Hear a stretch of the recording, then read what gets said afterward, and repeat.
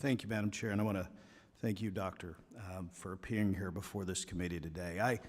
I'm a big fan of history, and one of my favorite authors is John Milton. Most people know him from his work in Paradise Lost, but one of his lesser-known works was Areopagitica, which I'm sure you're aware.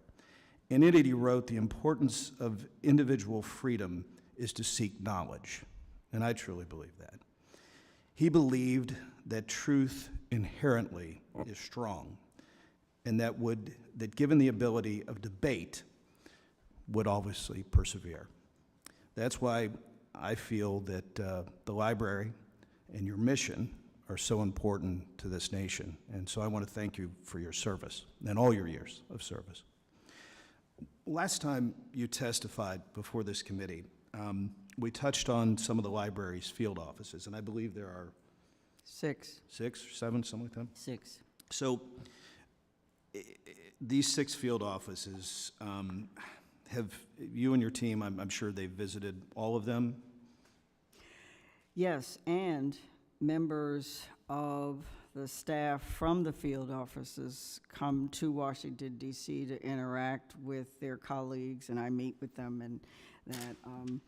And so the field offices have been very successful in terms of making sure that in those 6 offices that we are able to get materials that would be very difficult to order and to even know about, especially legal materials. And we are part of a consortium of other research libraries, including colleges and universities. So we are actually helping with the network, and they pay to have those materials purchased for them as well.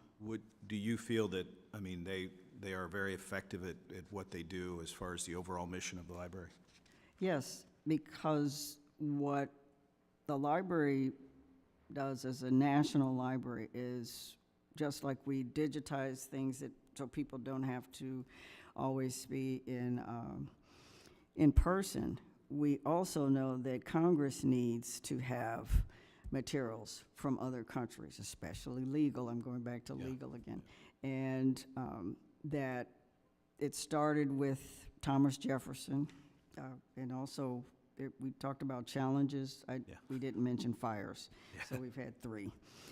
But when Thomas Jefferson sold his collection, the largest personal collection in the United States at that time, for the first fire, and he sold it in 1814, he said, "There is no topic to which a member of Congress should not have occasion to refer." And it's a universal collection. I would agree with that, Doctor. So that's been part of the library's mission as well, to make sure that this government has a collection that, and I think it's safe Second to say, to none. Second to none. Let me this just library thinks. Let me just point out a few facts for my colleagues and those that are listening online. You had a total of 883,000 visitors in 2024. Yes, that is up 22%. That's very impressive. I think the other thing that I was really interested in is what you're doing for young people. And one of the bills that I'm currently working on is I do believe that the Smithsonian has a very big, important role, and it needs to stay very big and important here in Washington, D.C., but I would like to see a National Children's Museum. But having said that, one of the things that I noticed was your focus on the youth, and I thought that was very important. The other thing on a lesser note, you know, I had the opportunity, Ways and Means, some of my colleagues and I have been meeting over in the Library of Congress for quite a few times. We have a little bill going on right now. But I'll tell you, I was very impressed, and I had time to walk around the gift shop.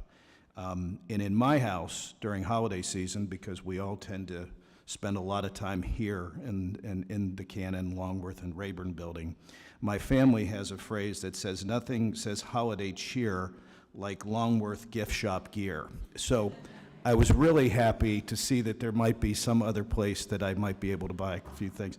And to my colleague to the left's discussion on cost and everything, listen, I gutted and redid a house, trying to do it historically accurate to an 1875.